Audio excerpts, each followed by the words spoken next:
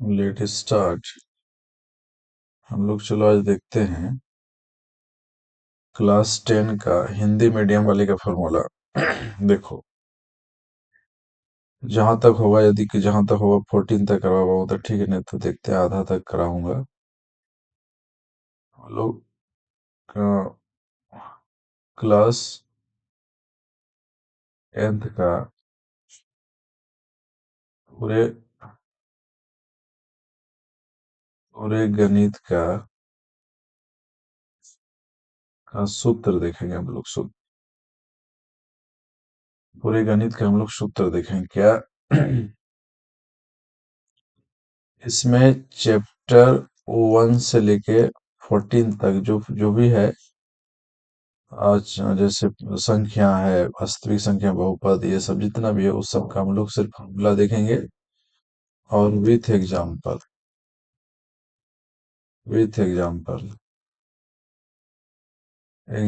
के तहत देखेंगे इसको। ठीक है, तो देखो, हम लोग संख्या पढ़ते हैं। संख्या संख्याएं में संख्याएं में हम लोग पढ़ते हैं। एक पढ़ते हैं बेटा वास्तविक संख्या।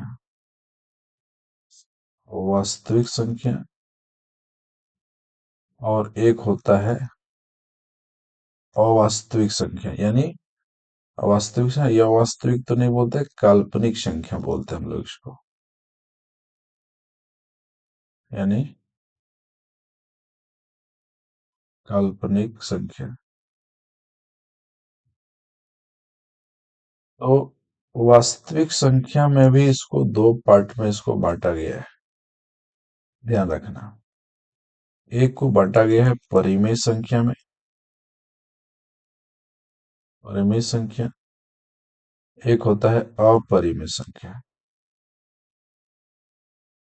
अपरिमेय संख्या, काल्पनिक संख्या में वो होते हैं जो रूट के अंदर में, वैसे -2, -3, हाँ ये सब, -5, ये ये सब काल्पनिक संख्या में आते हैं। परिमेय संख्या और अपरिमेय संख्या क्या है? परिमेय संख्या यदि कोई भी भिन्न बराबर होता है बेटा, भिन्न बराबर होता है अंश बटे हर। एकदम ध्यान से समझना, भिन्न बराबर होता है अंश बटे हर। तो अंश को हम लोग fraction, English medium x fraction equals to बोलते हैं p/q। लेकिन इसमें एक शर्त है। क्या शर्त है? कि हम लोग इंग्लिश मीडियम में बताए थे q does not equals to 0। तो यहाँ हर डज नॉट इक्वल्स टू 0, ऐसा होगा? ये ना होगा। परिमेय संख्या वो होता है जो रूट से बाहर में रहते हैं और वो एक नंबर में रहता है। जैसे कि तुम कहोगे √4/5, रूट 49/5, क्या ये परिमेय है? तो हाँ है, क्योंकि देखो 4 का वर्गमूल हो जाएगा 2/5, 49 का वर्गमूल हो जाएगा 7/5। ये 1 भी क्या परिमेय संख्या है या नहीं है? इसके कुछ नीचे नहीं तो 1 होगा। क्या 0 परिमेय संख्या है, क्योंकि इसके नीचे कुछ नहीं तो 1 दे देंगे। ये 80 से यह हो जाएगा तुम्हारा परिमेय संख्या। अपरिमेय संख्या वह होता है जैसे जिसका रूट नहीं निकलते, जैसे √2 हो गया, √5 हो गया, √7 हो गया, पाई हो गया, 3.33 लगातार इस तरह डॉट डॉट वो संख्या चलता रहे। यानी जैसे 10/3 को हम भाग दें तो 3.333 ये चलता रहेगा। ये किस में आएगा? अपरिमेय संख्या में। ठीक है, इसका रूट नहीं निकलेगा। तब एक और याद रखना, जैसे 1/√2, यानी √2, √5, ये सारा आ जाएगा तुम्हारा अपरिमेय संख्या में। ठीक है, उसके बाद हम लोग लेते हैं नेक्स्ट पेज के ऊपर। इसके बाद देखो, समझ लो। अब समझ लेते संख्या। संख्या में एक होता है सम संख्या। सम संख्या, सम संख्या क्या होता है? जैसे जो 2 से पूरा पूरा भाग लग जाए, जैसे 2, 4, 6, 8, 10, 12, 14 etc, ये सब क्या है? सम संख्या। दूसरा याद रखो, विषम संख्या। विषम संख्या, विषम संख्या क्या होता है? जिसको दो से भाग नहीं लगे, 1, 3, 5, 7, 9, 11, 13 etc, ये सब क्या है? विषम संख्या। पूर्ण संख्या, पूर्ण संख्या, पूर्ण संख्या जो होते हैं वो जीरो से शुरू होता है। 0, 1, 2, 3, 4, 5, यानी इसमें ये होगा। एक और याद रखना, प्राकृतिक संख्या। प्राकृतिक संख्या, प्राकृतिक संख्या जहां से जब भी शुरू होगा तो 1 से, 1, 2, 3, 4, 5, 6, 7 etc, ये हो गया प्राकृतिक संख्या। और इसमें और एक चीज याद रखना, एक होता है भाज्य संख्या।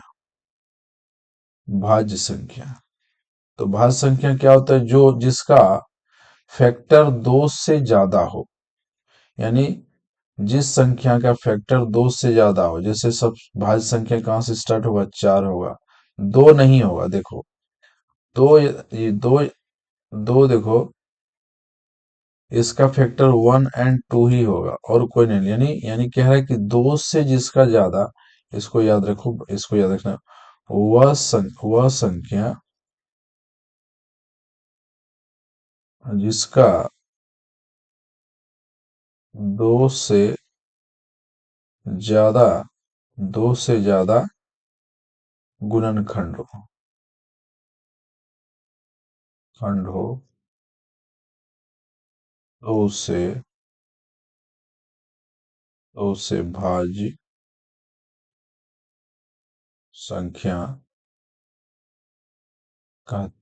ठीक है, तो जैसे 4 का फैक्टर देख लो, 4 का फैक्टर निकालते हैं तो 1 से भी कटेगा, 2 से कटेगा और 4 से कटेगा। 2 से ज्यादा फैक्टर हो गया तो 4 होगा, 6 होगा, 8 होगा, 9 होगा, 10 होगा, 11 नहीं होगा, 12 होगा, इस तरह से फैक्टर होगा।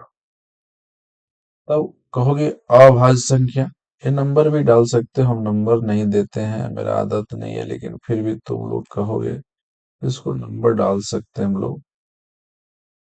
1, 2, 3, 4, 5 और ये 6।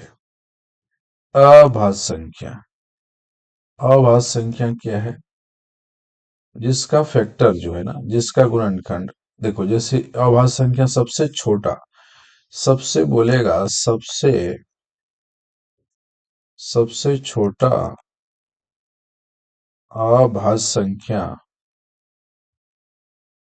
सबसे छोटा अभाज्य संख्या क्या है? तो आंसर होगा, 2 होगा। तो 2 होगा, 3 होगा, 5 होगा, 7 होगा, 11 नहीं, 13, 11 होगा, 13 होगा, 17 होगा, 88 होगा ये। तब इसका क्या आंसर क्या लिखा? लिखो, वह संख्या, इसको लिखो, वह संख्या जिसका गुणनखंड, हाँ, मात्र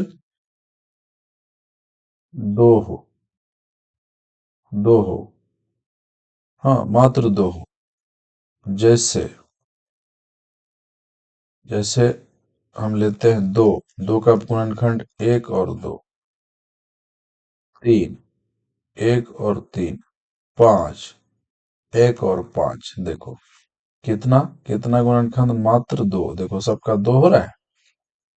तो इसको इंग्लिश में बोलता है, that numbers only factor of the one and itself, that is the इरेस, जाके इसको बोलते हैं कंपोजिट नंबर। हम्म,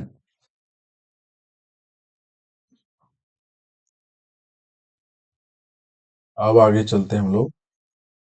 ये हो गया, उसके बाद सम संख्या, प्राकृतिक संख्या। अच्छा, पूर्णांक भी पूछा जाता है। प्राकृतिक संख्या हो गया, पूर्ण संख्या, प्राकृतिक संख्या, और एक ठो लास्ट में बच जा रहा है तुम्हारा 6 नंबर तक हो गया।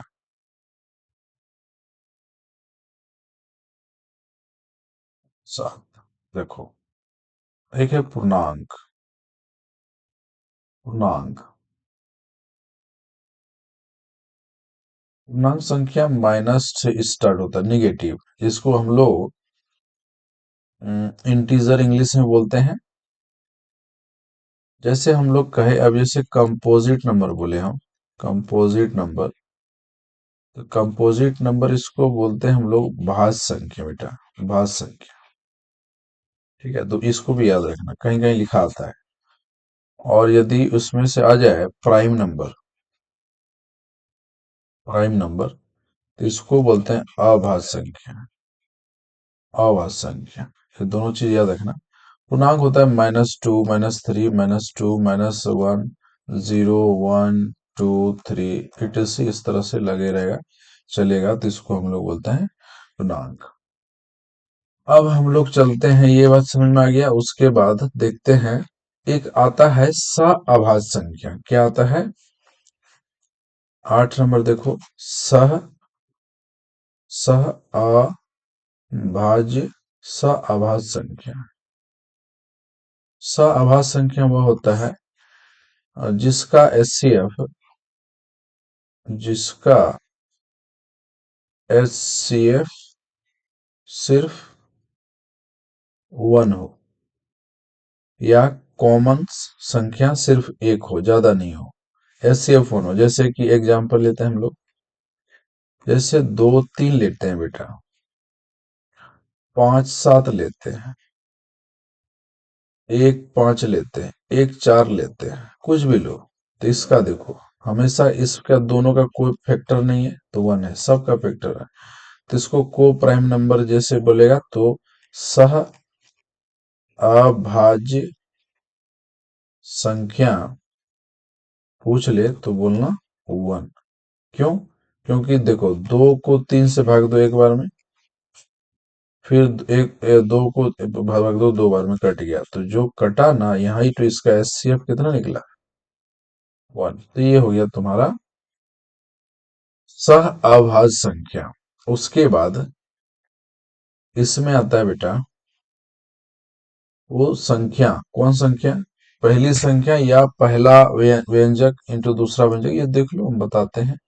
8 नंबर, एक तो और आएगा इसमें फॉर्मूला, जैसे बोलेगा पहला व्यंजक, पहला व्यंजक गुना दूसरा व्यंजक, दूसरा व्यंजक बराबर फॉर्मूला होता है लॉसो गुना मौसो, मौसो। ठीक है, लघुत्तम समावर्तक, महत्तम समावर्तक, इसको हम लोग ये भी बोलते हैं। देखो, पहला व्यंजक तुम लोग ये था, पहली संख्या, इसको एक ई भी लिखता है, और कभी कभी इस तरह भी लिखता है, पहली संख्या, पहली संख्या गुना दूसरी संख्या बराबर वही लॉसो, यानी एलसीएम लॉसो गुना मोसो। ये दोनों सेम है, दोनों सेम है। और इंग्लिश में तो हम तुम लोगों को मतलब नहीं है, तो इंग्लिश में क्या याद करो, लेकिन इंग्लिश में भी बहुत आसान है। इसको बोलता है first number into second number बराबर एचसीएफ इंटू एलसीएम। जो याद करना, यहां से मान के चलो एग्जाम्पल कैसा देगा। एग्जाम्पल देखो, जैसे हमको लिखा रहेगा कि पहली संख्या, पहली संख्या, पहली संख्या लिखा 20 है, पहली संख्या लिख दिया बेटा, क्या है? 20 है। पहली संख्या लिख दिया आपको 20 है। तो दूसरी संख्या, दूसरी संख्या 10 है। एचसीएफ, एचसीएफ 5 है, तो एलसीएम क्या होगा? क्या होगा? इसमें कोई तीन चीज दिया रहेगा, एक मांगेगा, तो एलसीएम मांग रहा है तो इसके ऊपर बैठा दो, किसी के ऊपर बैठा दो, पहली संख्या दूसरी संख्या, दिया हुआ पहली संख्या दूसरी संख्या, तो अकॉर्डिंग टू क्वेश्चन लिखो, यानी प्रश्न के अनुसार, प्रश्न के अनुसार, प्रश्न के अनुसार क्या हो जाएगा, पहली संख्या कितना बेटा 20 है, यहां देख लो पहली संख्या क्या है 20 है, दूसरी संख्या, यहाँ दूसरी संख्या क्या है 10 है, 10 लिखो, बराबर एस सी एफ कितना है, एस सी एफ 5 है, और एलसीएम नहीं पता तो लॉ 100 बोलता है इसे, लघुत्तम समावर्त, तो लॉ 100, जो भी चीज इसके साथ रहेगा वो बटे में चला जाता है, इसके बटे में जाएगा, तो यानी 20 × 10/5, 5×5 = 20, तो लॉ 100 कितना निकल जाएगा 40। ये हो गया कि तुम्हारा आंसर, ठीक है। इस तरह से तुम निकाल सकते हो, क्या क्या निकाल सकते हो, पहली संख्या भी निकाल सकते हो, दूसरी संख्या भी निकाल सकते हो, और इस तरह करके निकाल सकते हो। अब हम लोग चलते हैं चैप्टर 2 में, रैखिक समीकरण। बहुपद में चैप्टर 2, चैप्टर 2 में उधर सब हो गया, चैप्टर 2 में इसको बोलते हैं बहुपद, बहुपद, ये एक से अधिक पद, एक इसमें होता है रैखिक समीकरण, एक रैखिक होता है, रैखिक मतलब ax + b लिखा रहे, तो ये कोई ना कोई उसमें जैसे वेरिएबल हो, एक वेरिएबल हो, बाकी कांस्टेंट हो, और ये याद रखना a does not equals to 0 होना चाहिए, ये नहीं होगा, equal to not equal to, अच्छा इसको याद रखना, इस तरह का साइन लगा रहे कहीं, इसको बराबर नहीं है, बराबर, बराबर नहीं है, इसको यही बोला जाता है, ठीक है। इसमें कहा जाता है बहुपद में, ये एक चर वाले बहुपद, ये एक चर वाला होगा, एक चर। अब इसमें से दूसरा बहुपद क्या है, बहुपद के लिए क्या है, इसके लिए याद रखो, बहुपद में दो पद होगा, बहुपद, इसमें क्या क्या याद रखना, तुमको याद रखना ax² + bx + c = 0 होता है, ये बहुपद होता है, जहां a does not equals to 0 होगा। अब देखो ये कैसा होगा, तो एक एग्जांपल सेट करते हैं हम लोग, जैसे देखो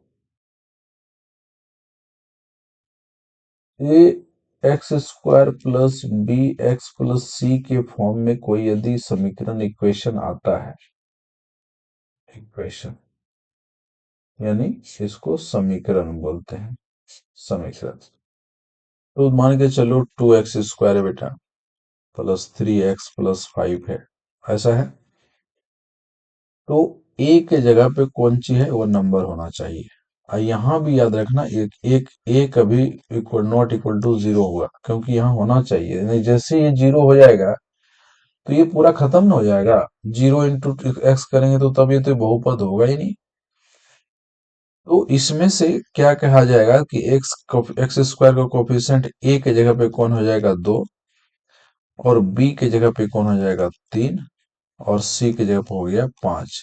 अच्छा ये c क्या है, तुमको ये भी बता दें, देखो ये तो वेरिएबल है, वेरिएबल, वेरिएबल क्या होता है, A to Z तक को बोला जाता है वेरिएबल।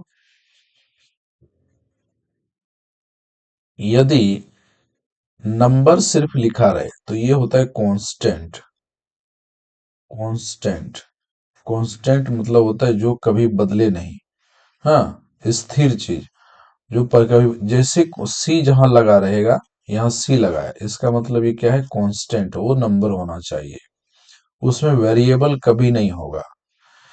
तब इसके लिए तब इसमें एक फॉर्मूला भी आता है, क्या है, जैसे देखो तुम लोग पढ़ा होगा x², हाँ, alpha + beta x plus, plus क्या बोला जाता है सी, सी यानी पदों का गुणांक यानी सी, ये इसको बोला जाता है।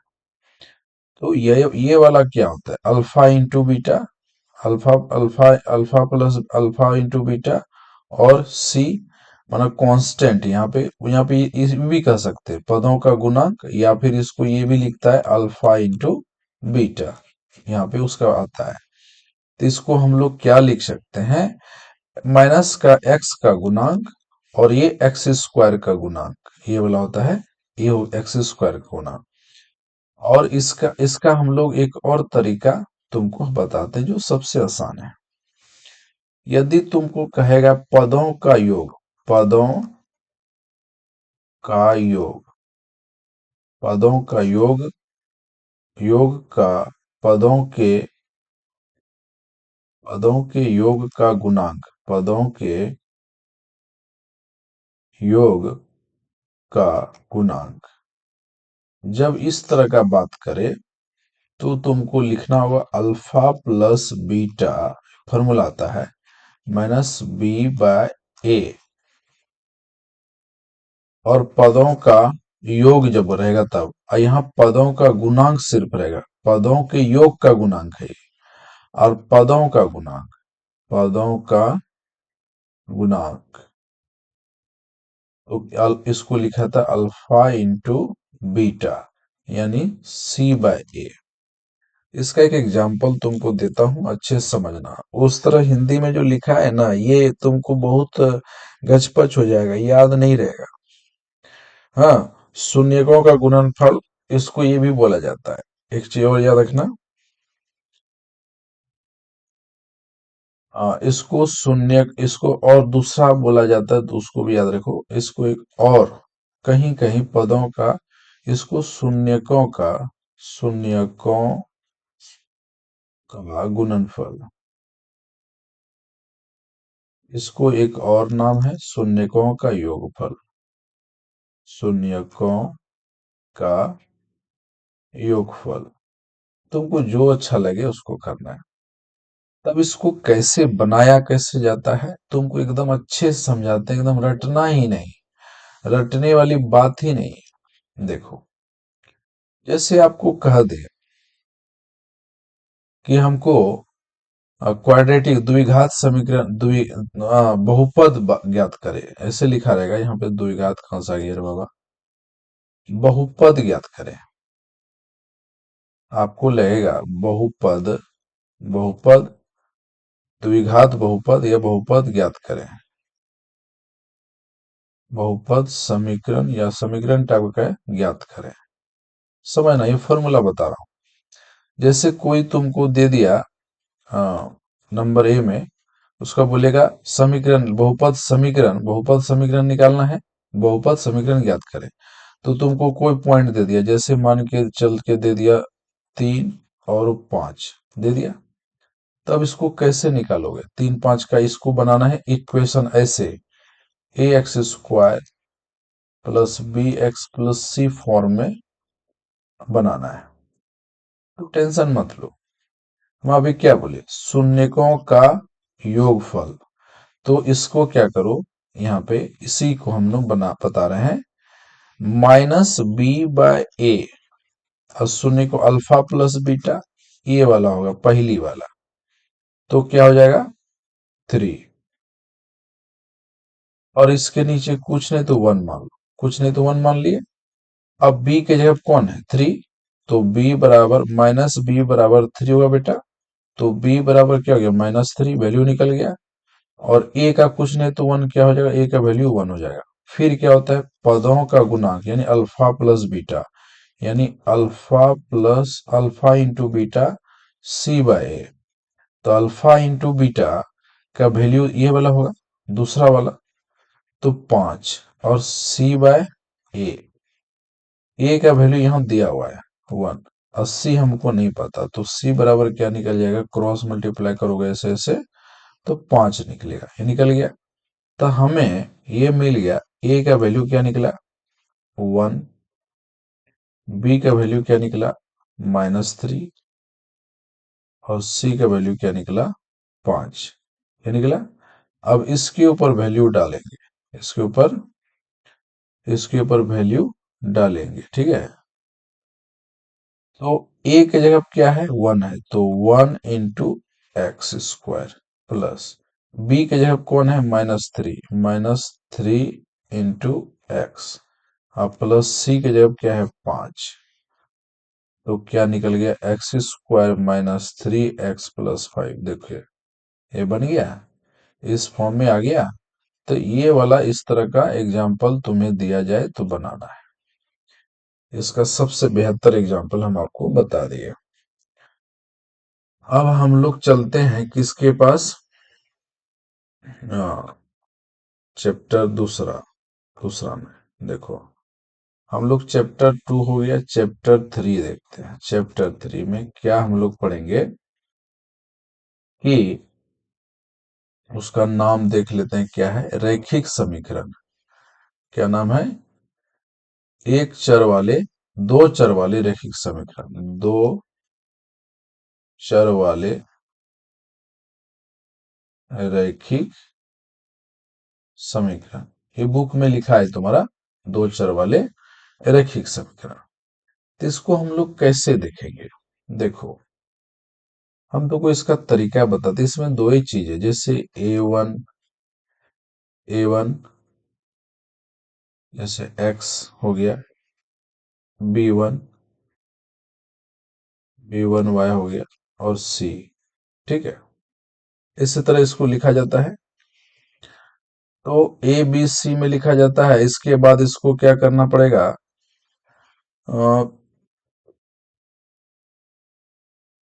a2x b2y और c, ये लिखा जाता है। ये क्या है, कुछ नहीं है, समीकरण टाइप का होता है। तो इसका वैल्यू क्या होता है, लिखने के लिए हमें इसका जरूरत पड़ता है। यहाँ पे कुछ ना कुछ होना चाहिए, यहाँ पे कुछ ना कुछ, यहाँ पे कुछ। तो इसको अलग अलग कैसे लिखा जाता है। इसमें तीन चीज फॉर्मूला याद रखना। यदि a1 a2, पहला a1 a2 does not equals to b1 b2 होगा, इसको हम लोग क्या बोलते हैं, प्रतिच्छेदी, शायद प्रतिच्छेदी बोलते हैं, प्रतिच्छेदी रेखाएं। इसको इस तरह का यदि होता है, इसको क्या बोलते हैं, प्रतिच्छेदी, प्रतिच्छेदी रेखाएं। यदि ये चीज पालन करेगा तो प्रतिच्छेदी रेखाएं। और दूसरा होगा इसमें a1 a2 बराबर b1 b2 बराबर c1 c2। इसको बोलते हैं हम लोग, इसको बोलते हैं हम लोग, क्या बोलते हैं, संपाती रेखाएं। क्या बोलते हैं इसको, संपाती रेखाएं, ठीक है बेटा। और एक ठो इसमें समीकरण आएगा, a1 a2 बराबर b1 b2 does not equal to c1 c2। इसको हम लोग क्या बोलते हैं, समांतर रेखाएं।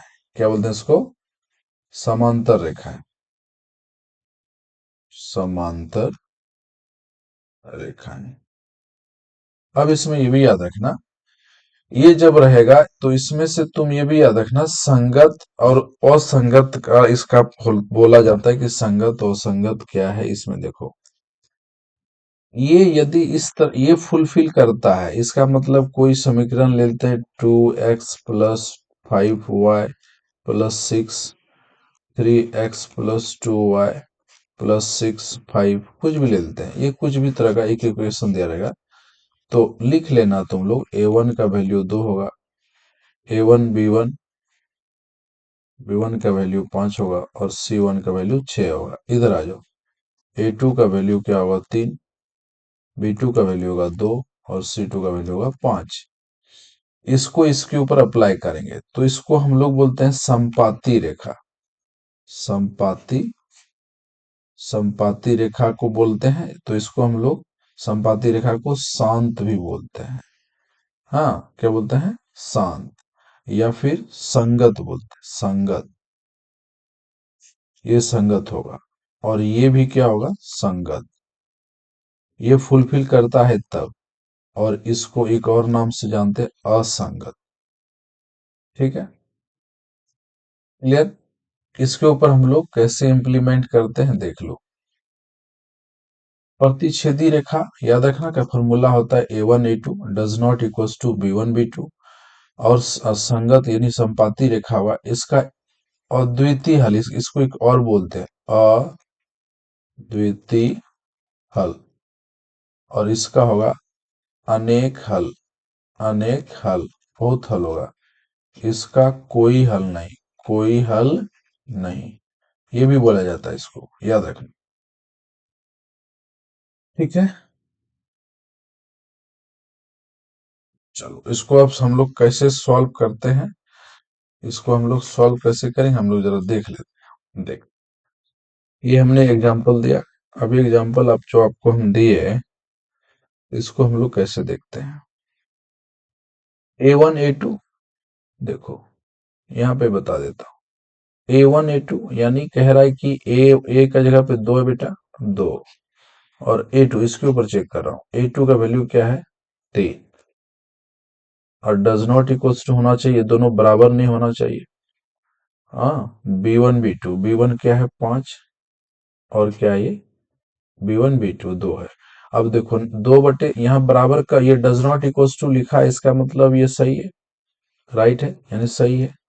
ऐसा क्यों, जो इसने कहा कि ये दोनों बराबर नहीं होना चाहिए, तो सच में यहाँ बराबर नहीं हुआ। यदि 2/3 बराबर 2/3 रहता, तब तो ये बराबर होता, तब तो ये फुलफिल नहीं करता। इसी तरह इसमें देखो, इसमें एक ऐसा संख्या लो जो ये दोनों बराबर, सब बराबर हो। कैसे, तो देखो जैसे हम 2x प्लस 4y प्लस 6 ले लिए, और यहाँ ले लिए 4x प्लस 8y प्लस 12 ले लेंगे, क्या ये फुलफिल करेगा, देख लेते हैं। तो यहाँ जगह नहीं, आगे देखते हैं। a1/a2 बराबर b1/b2 बराबर c1/c2। तो हमने क्या लिया, 2x plus 4y plus 6 equals to 0। हाँ, 0 नहीं मिलेगा, चलेगा, रहने दो। ठीक, फिर लिए 4x plus 8y plus 12।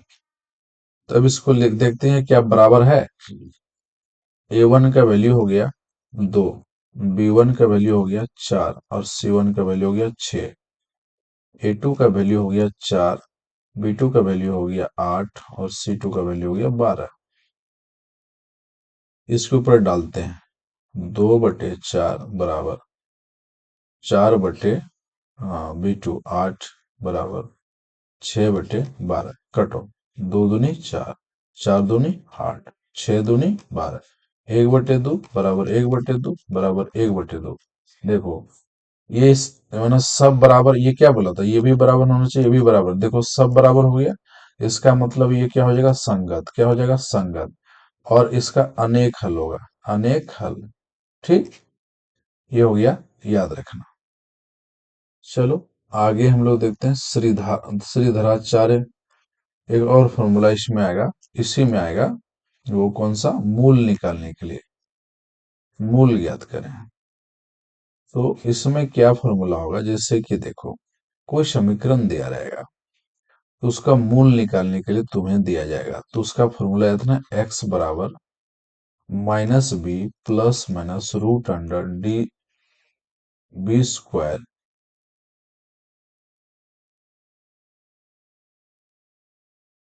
b² -4ac by 2a, एक फॉर्मूला है। x को निकालेंगे, यदि y को निकालेंगे तो यहाँ पे प्लस, एक बार प्लस लेंगे तब यहाँ माइनस नहीं देंगे, तो हम लोग इसको ये भी लिख सकते हैं, क्या लिख सकते हैं,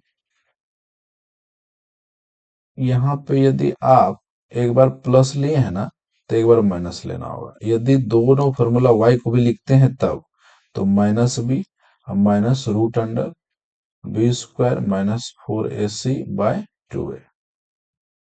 ठीक है, समझ में आ गया।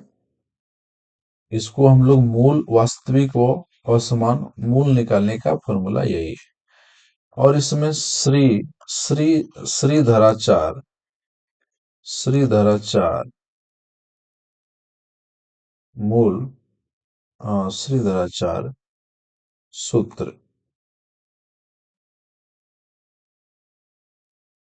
तो उसको हम लोग बोलते हैं डी स्क्वायर, डी बराबर B square -4ac, D square बराबर, ठीक है, समझ में आ गया।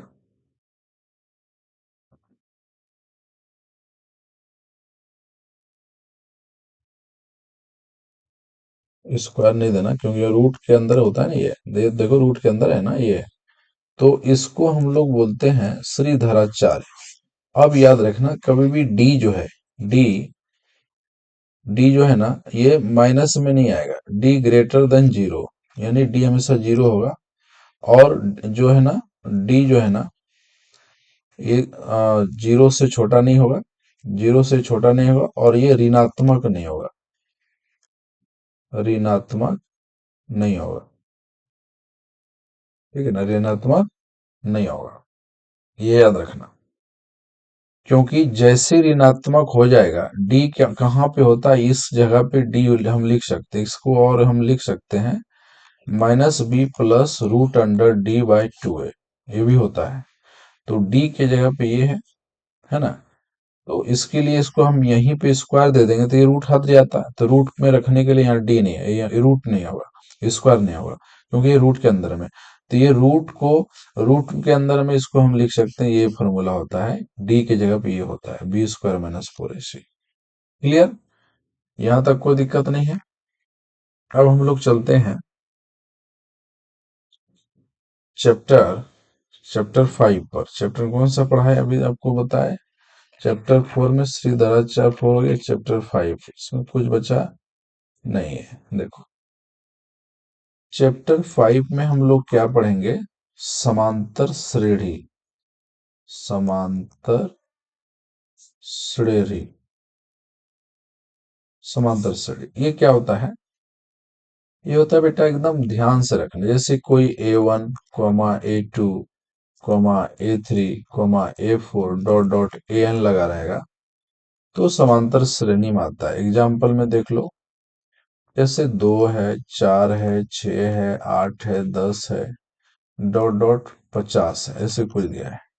तो याद रखना, ये होता है a1, ये होता है a2, ये होता है a3, ये होता है a4, ये होता है a5, डॉट डॉट चला जाएगा an तक, ऐसे ये चीज है। तो समांतर श्रेणी में क्या होता है, जब दोनों का डिफरेंस हम निकालेंगे तो हमेशा सेम होना चाहिए, अलग नहीं होना चाहिए। सबका अंतर, जैसे यहाँ कितने का अंतर, 2 का, यहाँ कितने का अंतर, 2 का, यहाँ कितने का अंतर, 2 का है, तो तब ये हम इसको कह सकते हैं ये एपी में है, यानी अर्थमेटिक प्रोग्रेशन में है। तो इसको हम लोग डी बराबर एक सूत्र लगाया जाता है, a2 - a1, यानी अंतर बोलता है, अंतर, अंतर बराबर दूसरी पद, दूसरा पद, दूसरा पद माइनस पहला पद, क्या होगा, माइनस पहला पद, ठीक है। अब देखो इसमें हम लोगों को एनवा पद कभी बोले, एनवा पद ज्ञात करें, ज्ञात करें। ये एनवा पद क्या हो गया, तो एनवा पद मतलब कोई भी पद कह सकता है, जैसे मान के चलो 7वां पद ज्ञात करें, 7वां पद ज्ञात करें, एग्जाम्पल बता रहे हैं तुमको। और इसका 7वां पद निकालने के लिए कहे तो उसका तब निकालेंगे कैसे, तो इसमें दिया रहेगा, जैसे कि एग्जाम्पल में हम लोग ले लेते हैं, कोई 3 हो, 4 हो, 5 हो, 6 हो, डॉट डॉट ऐसे लगा रहे हैं, और क्या लगा रहे हैं, 7वां पद निकालने कह दिया। तो हमको ये याद रखना कि पहला पद a1 हो गया तुम्हारा 3, और a2 तुम्हारा हो गया 4। तो d बराबर हो गया a2 - a1 होता है, तो a2 क्या है, 4 - 3, तो d बराबर क्या हो गया, 1 होगा। अब इसका फॉर्मूला 7वां पद बोला, तो इसका फॉर्मूला याद रखना, an बराबर a + n-1 × d होता है। पद याद रखना, पहला nवां पद जब कहेगा तब इसको निकालेंगे कैसे, तो ए एन के जगह सातवां बोला है तो A7 बराबर लिखो। ए का वैल्यू क्या है 4 है, सॉरी A1 का वैल्यू क्या है 3 है, 3 लिखो। और एन का वैल्यू एन की जगह कौन है 7, 7 माइनस 1 और डिफरेंस कितना निकला है 1 का, यहाँ 1 दे दो बेटा। तो A7 क्या हो गया 3 प्लस 6, तो A7 क्या हो गया 439, आंसर हो गया। क्लियर। इसमें एक और फॉर्मूला होगा याद रखना। ये एनवा पद के लिए, ये भी पदों का योग के लिए कहेगा तब कौन सा फॉर्मूला लगाएंगे, ठीक है। पदों का योग के लिए एनवा पद हो गया, इसमें कहेगा एन पदों का योग, कभी कभी पूछ लिया जाता है। तीसरा फॉर्मूला एन पदों, एन पदों का योग, एन पदों का योग। तो एस एन बराबर क्या हो जाएगा, एस एन बराबर n/2 into 2a plus n-1 into D, ठीक है। तीसरा पद और तीसरा फॉर्मूला, उसकी इसमें एक तो और याद रखना, एस एन बराबर ये भी होता है, क्या होता है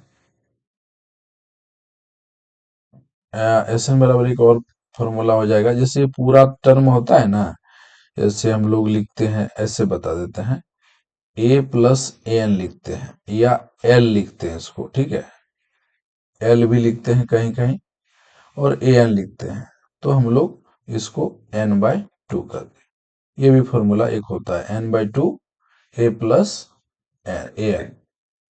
तो इसका यूज ज्यादा माना यहाँ पे कभी कभी क्या किया जाता है, एस एन के जगह पे जो n/2 लिखते हैं ना, तो ए प्लस यहाँ पे एल भी लिखता है, तो ये क्या है कुछ नहीं, ये अंतिम पद एल वही होता है। जैसे कहीं ए एन बराबर एल लिखा रहे तो इसको भी ध्यान में रखना, इसके जगह पे हम इसको रख सकते हैं और इसके जगह पे हम इसको रख सकते हैं। क्लियर। उसके बाद इसमें क्या बचा, चैप्टर 6 में हम लोग देखते हैं,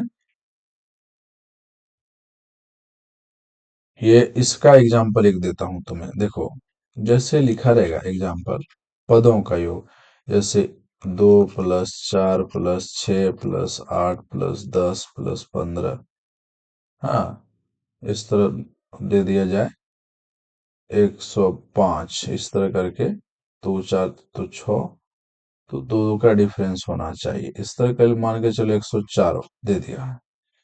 तो ये तुम्हारा हो जाएगा क्या, देख लो। पहले ये सब करने से पहले तुम्हें एन निकालना पड़ेगा। तो ए एन का फॉर्मूला क्या होता है, ए प्लस n-1 इंटू डी। अभी जस्ट बताया ए के जगह पे 2 रहेगा, एन के जगह पे एनवा पद, एनवा पद कुछ ना कुछ तो होगा, एन एन निकालना पड़ेगा। और मान के चलो ए एन लास्ट होता है, लास्ट वाला ए एन सम ऑफ है, तो ए एन के जगह पे दे देना है कितना 104। देखो इसको जरा हटा लें, जगह का कमी है। तो इसमें क्या करना है, मान के चलो कि एनवा पद मैंने बोला कि आठवां, कोई भी पद लिखा रहेगा, आठवां लिखा रहे, आठवां पद, सातवां पद या 16वां पद ऐसे लिखा रहता है, तो क्वेश्चन में लिखा रहेगा। तो 16वां पद जब मान के चलो तो पहले यहां से तुमको 16वां पद निकाल लेना है। तो 16वां पद देने के दिया जाएगा तो हमें तुमको क्या निकालना, A16, फिर ए प्लस n-1 इंटू डी पे लगा देना फॉर्मूला, फिर ये बन जाएगा। और तब क्या करना पड़ेगा, जैसे n के चलो मान के चलो हमारा n कुछ निकला हुआ, जब भी कुछ निकला हुआ n, मान के चलो है, हम अपने मन से मान ले 8n पद है, तो n निकाल देंगे। अब जैसे 8 निकलेगा तो हम क्या करेंगे, एस एन का फॉर्मूला लगाएंगे। तो एस एन का फॉर्मूला के लिए क्या होता है n/2 formula, 2a plus n-1 into D.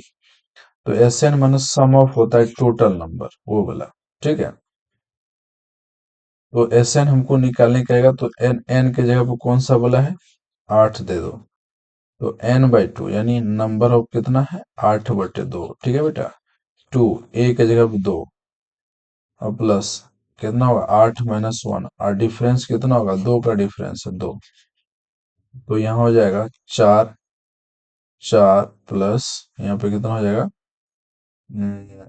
छ, ठीक है। तो ठीक है, और तो ये क्या हो जाएगा तुम्हें, 4 4 प्लस 12, और 4 × 12 × 4 16, 16 × 4 = 64, ये 64वां पद हो जाएगा, इस तरह निकल जाएगा। सम ऑफ करने के लिए, निकालने के लिए कहा जाए तो इसको जोड़ना पड़ेगा, एस एन निकालना पड़ेगा, तो एन भी तुम निकाल सकते हो, लेकिन यहाँ पे जैसे बोलेगा 104 लिखा हुआ है, देखो दूसरा पेज लेते हैं पेज, जैसे एस एन बराबर इसका लिखा है 104, तो यहाँ नंबर ऑफ टर्म हम निकाल सकते हैं, नंबर ऑफ टर्म निकाल सकते हैं, कैसे देख लो, अभी हम जस्ट बताते हैं।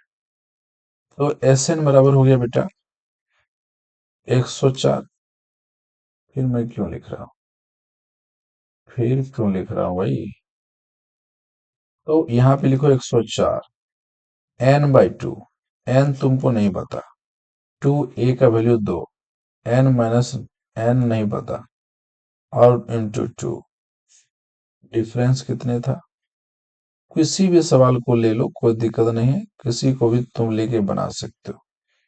अब यहां से हम करते हैं 104 इक्वस टू n/2 इंटू 4, अब प्लस हो जाएगा 2n - 2, ये हो जाएगा n/2 इंटू, ये घट जाएगा तो 2n + 2 हो जाएगा।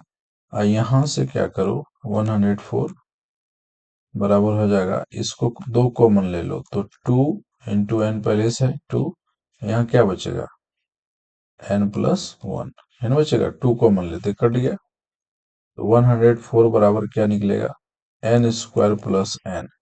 अब देखो ये अपने मन से हम सवाल लिए हैं, तो ये फैक्टर होगा कि नहीं होगा इसका गारंटी नहीं है, -104। अब फर्स्ट और लास्ट को मल्टीप्लाई करके यहाँ से n को फाइंड किया जा सकता है, क्योंकि ये फैक्टर होगा कि नहीं होगा, क्योंकि 104 हम अपने मन से लिए हैं। तो इस तरह से तुम प्रोसेस सेम रहेगा, ठीक है। उसके बाद हम लोग देख लेते हैं त्रिभुज, चैप्टर कौन सा, 6, मैथ में दिया है तुम्हारा चैप्टर 6, मैं सब चैप्टर को खाली ये देख लेता हूँ, चैप्टर 6 यहाँ पे बुक में लिखा हुआ है तुम्हारा त्रिभुज, त्रिभुज लिखा है बुक में, देखो त्रिभुज के बारे में देख लेते हैं।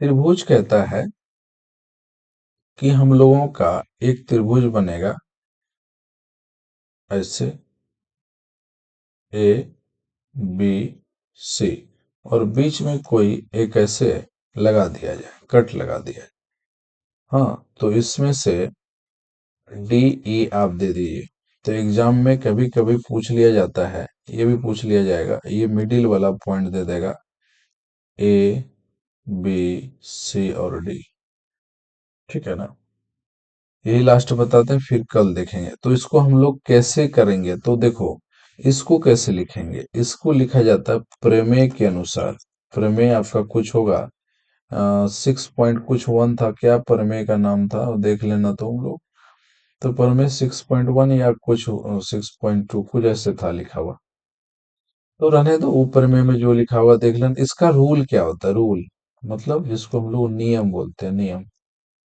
क्या कहता है, इसका नियम कहता है, इसको लिखा जाता है ए बी, ए डी, यानी ये वाला, ये यहाँ से यहाँ तक की दूरी ए डी बटे बी डी, बी डी बराबर ये वाले को ए ई बटे ई सी।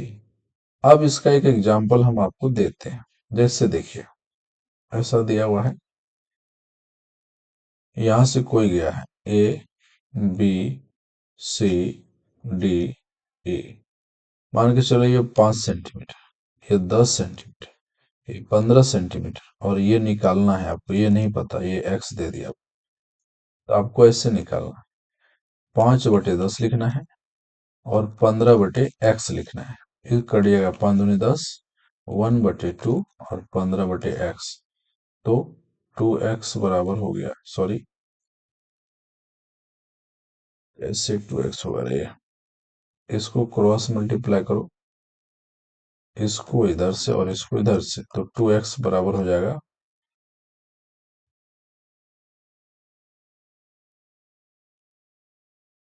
x के बराबर हो जाएगा तुम्हारा यानी x इंटू 1, और इधर हो जाएगा 15 गुना 2।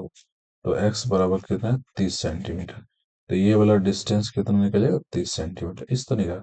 अब इसको देखो बेटा, इसमें क्या है, तुम्हारा तुमको लिखना पड़ेगा कि BC जो परपेंडिकुलर है किसके ऊपर है, AD परपेंडिकुलर।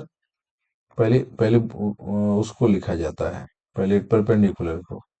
तो परपेंडिकुलर को क्या लिखेगी, लिखोगे AD परपेंडिकुलर लिखना होगा तुमको BC पर। फिर लिखना होगा AD इक्वल्स टू DA, है ना। ये क्या है, दोनों सममित है, मतलब एक ही परपेंडिकुलर लंब है, लंब दोनों का सेम। तो हम लोग लिख सकते हैं कौन डी के बराबर, कौन डी डैश कर लेते हैं, इसको डी ले लो, क्यों डी, क्योंकि ये एंगल क्या है, एंगल डी बराबर 90 डिग्री होगा, परपेंडिकुलर है। अब जैसे ये 90 होगा, ये भी 90 होगा, तो ये वाला एंगल और ये वाला एंगल को हम लोग बराबर करना पड़ेगा। तो ये 90 हो जाएगा, तो ये एक्स मान लो, ये भी एक्स मान लो। ठीक है, इसको हम लोग वेरीफाई इस तरह से कर सकते हैं।